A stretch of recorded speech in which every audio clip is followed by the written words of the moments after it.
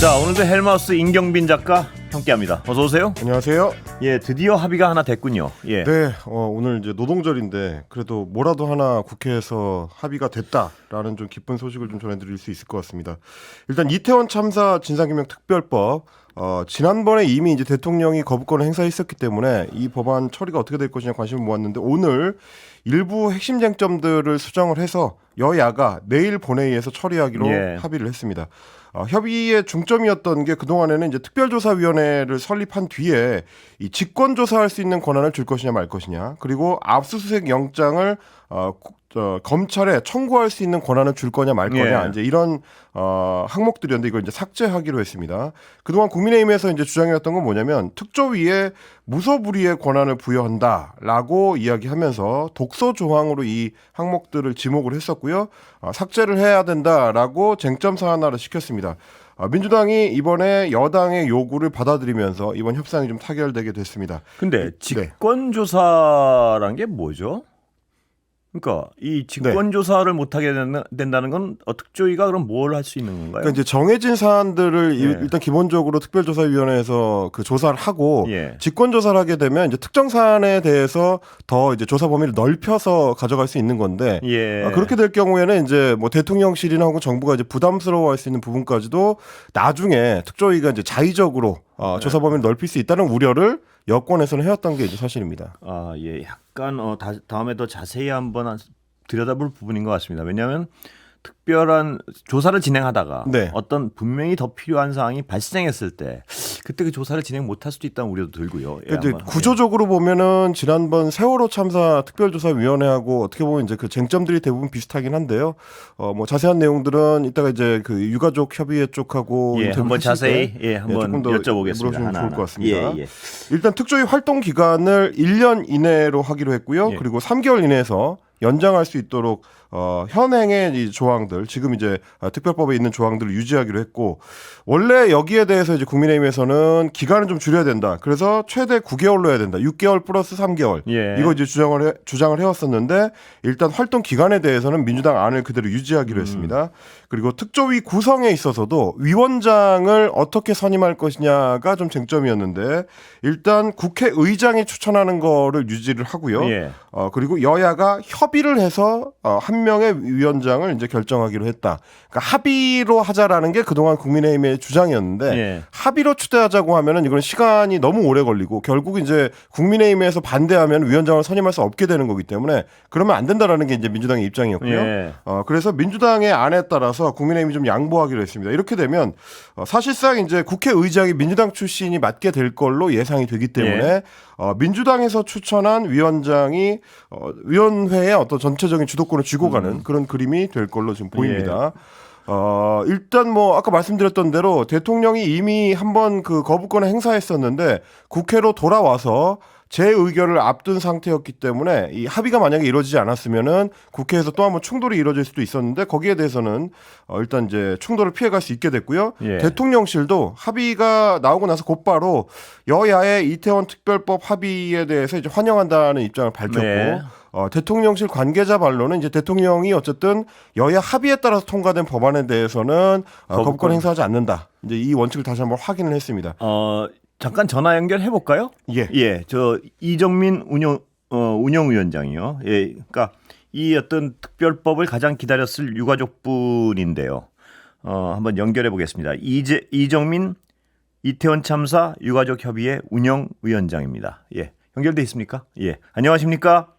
네, 안녕하십니까? 이정민입니다. 선생님 오늘 합의 어떻게 보셨습니까? 네, 오늘 상당히 긴박하게 협의가 되어서 지금 결정이 되어졌는데요. 저희들이 뭐 아쉬운 부분도 있고 또 굉장히 환영할 부분도 있고 그래서 사실은 심정적으로는 굉장히 좀 복잡한 부분이 없잖아 있는데 그럼에도 불구하고 지난 1년 6개월 동안 굉장히 우리 가족들이 지난하게 싸워왔던 투쟁해왔던 그런 결실을 맺을 수 있는 것이라 굉장히 다행이라고 생각을 합니다. 일단 합의가 이루어졌다는 부분은 환영할 만한 것 같은데요. 아쉽다는 부분은 어떤 부분이 있을까요? 뭐 그 협상 과정에서 또 여러 가지 저희가 가지고 있던 법안들에 대해서 많이 좀 이제 삭제를 요구한 부분들 예. 그런 부분들도 합의를 도출하기 위해서 어쩔 수 없이 저희가 또 내어줘야 됐던 그런 여러 가지 법안 부분들이 저희가 많이 아쉽기는 하죠. 예, 이른바 여당에서 독소 조항이라고 주장했던 그 부분들 삭제된 네. 거 말씀이신가요? 네, 맞습니다. 예. 사실은 그게 법안을 자세히 들여다보면 전혀 독소 조항이라고 할 수가 없는 것들인데 예. 그럼에도 불구하고 이제 계속 독소 조항이라고 이야기했던 것은 사실 특별법을 반대하기 위한 목소리였다고 저희는 생각을 하거든요. 예. 근데 이제 어찌됐든 그렇게 본인들이 독소조항이라고 이야기했던 것에 대해서 계속 수정할 것을 요구해 왔기 때문에 그것이 협상의 협상을 타결하는 요건이라고 한다고 하면 사실은 저희가 그것들은 뭐 내어주더라도 어차피 협상이 이루어져서 정부가 타결되어지는 상황이면 그 모든 것들이 사실은 뭐 제대로 협조가 안 됐을 때에 방지를 하기 위한 그런 법안들이거든요. 예. 그런 내용들인데 정부 여당과 합의가 되어져서 원활하게 저희가 협조를 받을 수 있는 상황이면 그 법안이 없어도 충분히 특조위가 활동하는 데 문제가 없지 않을까 그렇게 생각을 합니다. 예, 오늘 합의 사항 중에 가장 눈길을 끄는 것이 직권조사권을 뺀 건데요. 그 직권조사권이 빠져도 괜찮습니까? 유가족 입장에서 어떻습니까? 보시기에. 직권조사권이란 건 어떤 걸 말씀하시는지 제가 잘. 예. 그럼 그 자세한 내용 나중에 법률가 분들과 상의해 보겠습니다. 여쭤보겠습니다. 네네. 제가. 예, 네네. 예. 네네. 그렇다면 이 오늘 합의된 내용으로 위원장님 보시기에는 진상 규명이 이루어질 것으로 기대되십니까? 어떻습니까? 네, 저희는 최소한 지금 법안을 협상하는 과정에서 가장 기본적인 원칙이 과연 진상규명을 제대로 할 수 있느냐 없느냐였습니다. 예. 그것이 가장 저희가 핵심적으로 생각하고 있는 부분이었고 지난번에 협상이 타결이 안 된 이유도 실질적으로 위원장 특조위 위원장 자리를 여당은 여당이 유리한 인사로 야당은 야당이 유리한 인사로 이렇게 되어졌기 때문에 타결이 안 되어졌던 거거든요. 예.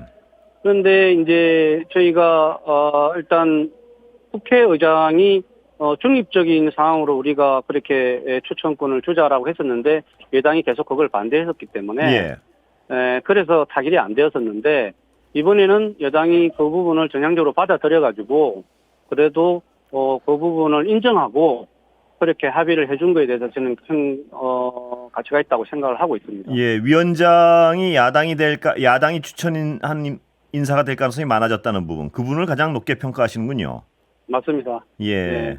자, 그렇다면 향후 특별조사위원회에 바라는 점 유가족으로서 말씀해 주시죠. 지난 참사 때 우리가 세월호 참사 때나 여러 가지 상황들을 지켜봤을 때 정부 여당이 협조를 하지 않아가지고 그 조사기구가 상당히 의미가 없게 돼버린 경우를 많이 봤었거든요. 예. 그래서 이번 이전 참사의 특조위는 그렇게 되지 않도록 예. 그래서 정부 여당의 협조를 받기 위해서 합의를 이끌어내는 게 굉장히 중요했었고 일단 대통령실이나 여당에서 이 특별법에 대해서 이제는 인정을 한 거기 때문에 예. 그동안은 인정을 하지 않았고 조사가 필요 없다라고 계속 이야기를 해오다가 이제 조사가 필요하다는 것에서 인정을 했거든요. 예. 그렇기 때문에 그 부분에 대해서 협조를 안 하고 이렇게 조사가 제대로 안 되게끔 이렇게 하는 부분은 없지 않을까라는 기대를 가지고 있습니다. 예, 오늘 말씀 여기까지 듣겠습니다. 감사합니다. 네, 네, 고맙습니다. 예. 자, 들으셨는데요. 네. 예, 임 작가 아까 직권조사권 네. 그거 한번 다시 한번 설명하고 지나갈까요? 예. 이게 이제 이태원 참사 특별법의 이제 원 항목으로 보면 이제 28조에 관련된 예. 내용인데요. 이게 이제 일부 그 조사 내용들 중에서 예. 이태원 참사 관련해 가지고 이미 이제 경찰에서 수사를 해서 불송치 결정이 나왔거나 뭐 혹은 이제 검찰에서 지금 수사가 중지되어 있는 예. 사건들 뭐 이런 것들에 대해서도 특조위가 결정을 내려서 직권으로 조사를 이제 수행할 수 있다. 그러니까 예. 이제 경찰이 하고 있었던 거나 경찰이 이미 결론 낸 거에 대해서도 특조위가 다시 들여다볼 수 있다라는 얘기인 건데 거기에 대해서 이제 정부나 여당에서는 좀 상당히 좀 부담스러워 했었던 거죠. 그러니까 이게 뭐 유가족이나 혹은 이제 야권에서 봤을 때는 불송치 결정이 나왔었던 뭐 행안부 이상민 장관이라든지 뭐 이런 어떤 그 다른 정부 인사들과 관련된 부분들까지도 조금 더 폭넓게 조사를 다시 할 수 있다라는 걸로 이제 여권에서 해석을 했기 때문에 그게 이제 정치 쟁점화되는 거에 대해서 좀 상당히 좀 부담스러워하는 거 아니냐 뭐 이런 평가가 있었고요. 예. 물론 아마 실제로 특별조사위원회가 이제 구성되고 임무를 수행하기 시작하면 여당이 얘기했었던 혹은 이제 우려했었던 부분들도 아예 들여다보지 않을 수는 없을 겁니다. 그건 이제 세월호 참사 특별법 특조위 때도 이제 마찬가지였기 때문에 조항이 있고 없고가 이제 결정적인 영향을 미치는 건 아니겠지만 어쨌든 여당 입장에서는 가장 좀 부담스러웠던 부분을 좀 이제 삭제하고 이 법안을 이제 일단 통과시키는 쪽으로 합의를 한 거죠. 예, 이 직권조사권이 갖는 의미나 앞으로 영향에 대해서는 좀 몇 번 더 전문가들 모시고 다시 여쭤보겠습니다. 그렇습니다. 예. 자, 그러면 이제 이태원 참사 특별법은 처리가 됐는데요. 최상병 특별법은 어떻습니까? 지금 그거는 절대 여당 측에서 합의해 줄 생각이 없다 이런 거죠, 아직은? 네, 민주당 쪽에서는 이제 크게 이제 세 가지를 이번에 꼭 통과시켜야 되는 법안으로 주장을 해왔습니다. 일단은 이태원 특별법이 하나가 있고요. 그리고 최상병 사건 관련된 이제 특검법, 그리고 김건희 여사 특검법까지 포함해서 이제 특검법으로 이제 분류할 수가 있겠고, 전세 사기 피해자를 위한 이제 전세 사기 특별법 개정안이 있습니다. 이것들을 이제 같이 올려놓고 협의를 해왔는데 오늘 합의가 이루어진 거는 일단 이태원 참사 특별법이고 나머지에 대해서는 일단은 추후에 협의를 더 해나가자라고 결정이 된 사안이라 아직까지는 이제 합의점을 찾지 못한 상황입니다. 예, 정부 여당이 꼼짝도 안 하다가 이걸 하나 탁 합의해 주니까 일단 이 합의 자체는 굉장히 의미를 둘만 한데요. 그렇습니다. 분명히. 그리고 이제 오늘 이 합의가 이루어졌기 때문에 내일 좀 그 본회의 개최 여부가 불투명했다가 일단 5월 2일 본회의는 이제 개최되는 걸로 여야가 합의한 셈이고요. 예. 그러면 내일 이거를 최상병 특검법이라든지 전세사기 특별법을 올릴 수 있을 거냐? 예. 여부는 또 이제 오늘 저녁부터 내일 오전까지 좀 보셔야 될 사안이고. 예, 의심하는 쪽에서는 왜 이렇게 꼼짝 않던 정부 여당이 이걸 갑자기 합의를 했느냐. 이 의심하는 쪽에서는 그런 생각을 하는 것 같아요. 뭐냐면 상대적으로 어떤 대통령실을 정면으로 겨냥하는 게 최상병 특검법이고요. 그렇습니다. 그리고 김건희 여사 특검법은 또 대통령의 부인을 정면으로 겨냥하고 있고. 그렇습니다. 이 두 가지를 버티기 위해서 그래도 하나 내준 게 이거 아니냐. 뭐 이런 의심도 하는 쪽이 있는 것 같습니다. 그러니까 이제 여야 합의라는 건 결국 이제 어떤 걸 주고받을 거냐에 대한 이제 치열한 수싸움인 건데 특히 남은 21대 국회의 임기가 앞으로 한 20여일 정도입니다. 29일이면은 임기가 끝나기 때문에 근데 이제 그 중간에 몇 번의 본회의를 추가로 열 수 있을 거냐 여기에 수싸움이 달려 있습니다. 이를테면 이제 이태원 참사 특별법 같은 경우는 이미 재의결을 대통령실에서 요청을 했기 때문에 내일 본회의가 열리게 되면 이거는 이제 재의결 되느냐 마느냐의 여부가 달려 있었던 거고요. 수싸움에 있어서 결정적인 거는 이제 최상병 특검법이나 김건희 특검법입니다. 이 사안들 같은 경우는 패스트 트랙을 통과해서 국회로 넘어오긴 했는데 이게 아직 이제 첫 번째 의결이 이루어지지 않은 상태이기 때문에 대통령이 재의결을 요구할 수 있는, 그러니까 거부권을 행사할 수 있는 찬스가 한번 있는 거거든요. 그러고 나면 한 뭐 보름여 정도의 시간을 두고 이제 그 법안이 국회로 넘어오게 되고 그럼 재의결을 해야 되는데 남은 기간이 얼마 안 되다 보니까 마지막 국회 본회의가 열리면 재의결을 할 수 있지만 여야 협의가 안 돼가지고 만약에 본회의가 못 열리게 되면 아예 그냥 자동 폐기가 될 수도 있는 이런 사안들이 새로 법을 또 만들어야 되는 상황이죠. 그러니까 22대 국회로 넘어가게 되거든요. 그럼 이제 원 구성을 하는 것부터 처음부터 다시 시작해야 되기 때문에 여당 입장에서는 이제 시간을 벌 수 있다. 그런 계산들까지도 이제 깔려 있는 협의일 가능성이 있습니다. 예, 그렇다고 해서 민주당이나 범야권이 그걸 모르진 않죠. 예, 그리고 또 최상병 특검법하고 김건희 여사 특검법을 포기할 리는 없는 것이고요. 그렇습니다. 그래서 이제 오늘 저녁부터 내일 오전까지의 협상이 또 중요하다고 말씀을 드리는 게 본회의가 내일 열린다고 하더라도 아마 본격적인 법안 처리는 오후 늦게부터 시작될 가능성이 높을 것 같습니다. 워낙 좀 쟁점 사안들이 많고 아직 협의가 이루어지고 있는 상태이기 때문에 그러면 내일 오전 중에도 추가 협의가 이루어질 가능성이 있고요. 그걸 이제 민주당에서는 강조하고 있는 거죠.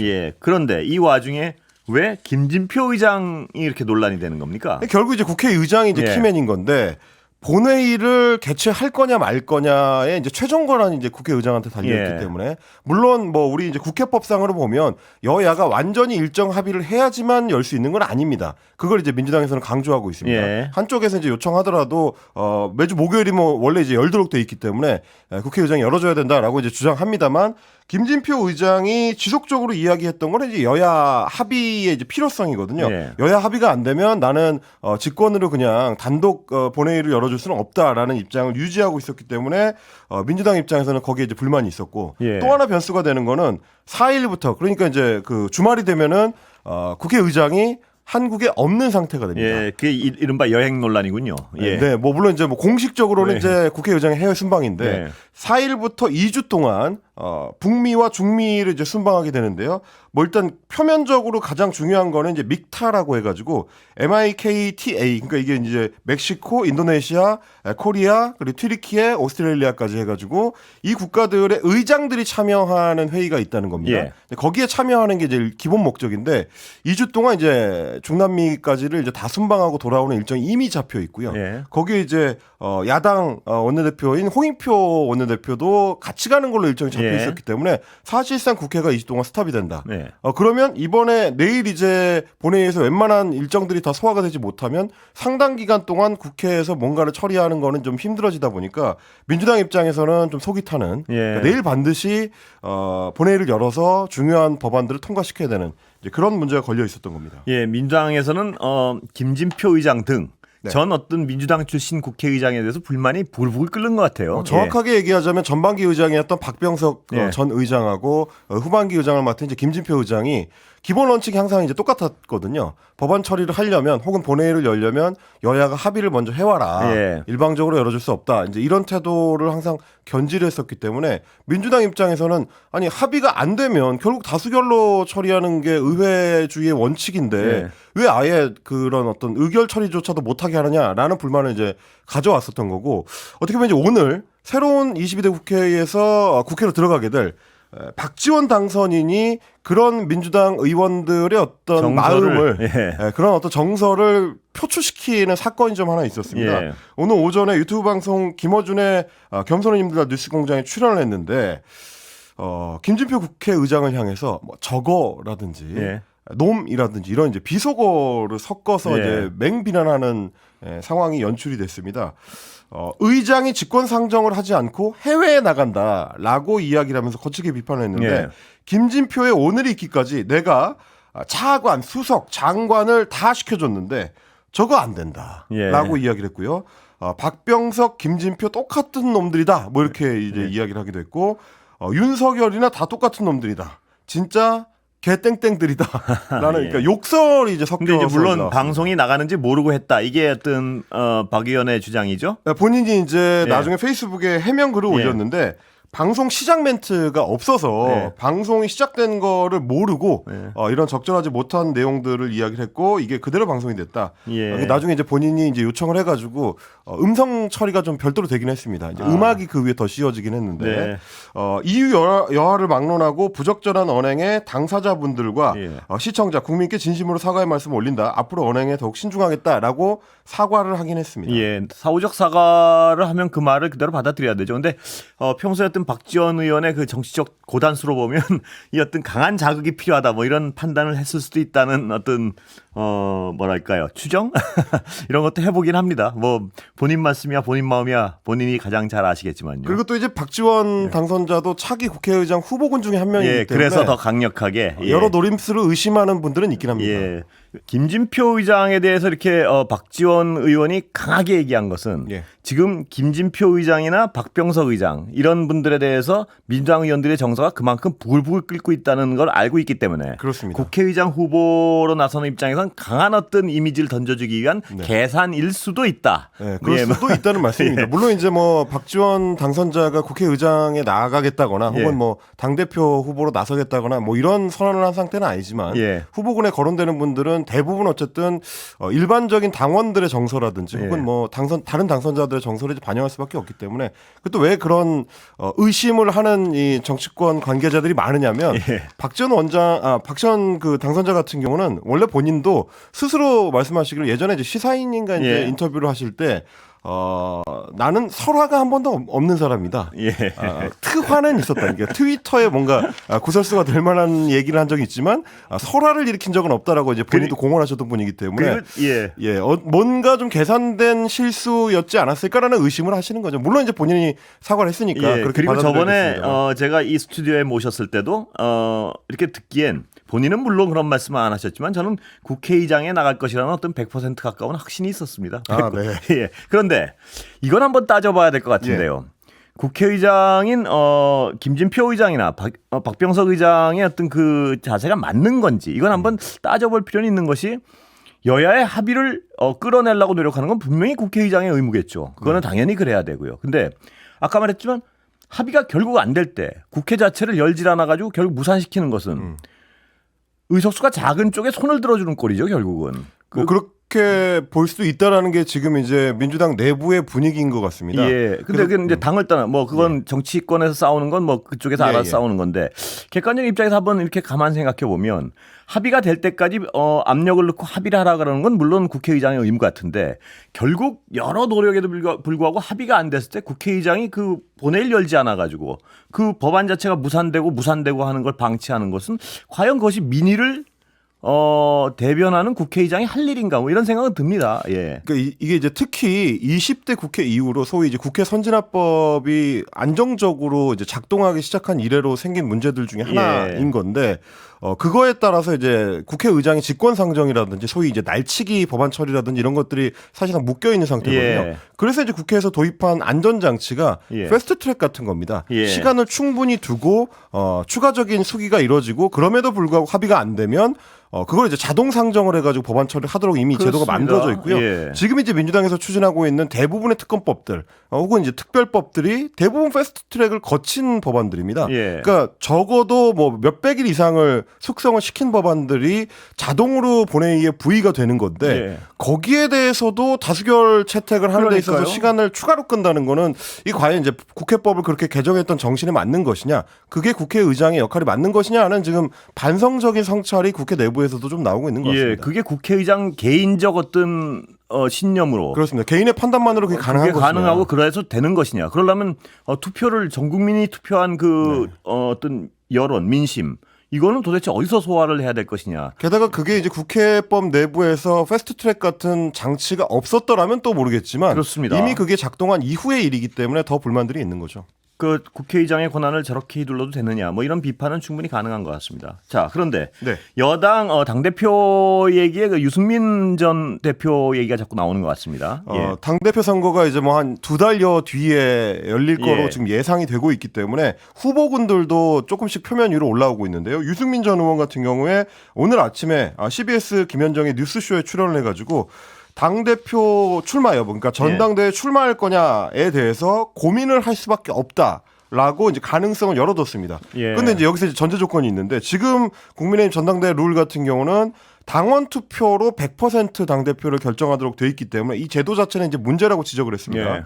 불과 1년 반 전에 윤석열 대통령이 사실상 직접 지시를 해서 지금의 비서실장으로 간 분, 그러니까 이제 정진석 당시 비대위원장인데 이분이 이걸 결정을 한 건데 당원 100%를 하면서 당이 아주 망가져 버렸다라고 이렇게 지적을 했고요. 그리고 친윤 핵심이라고 꼽히는 이철규 의원이 원내대표 출마할 가능성에 대해서도 그 자리에 적합한 분이 아닐 것 같다라고 이제 본인의 독자적인 목소리를 좀 냈습니다.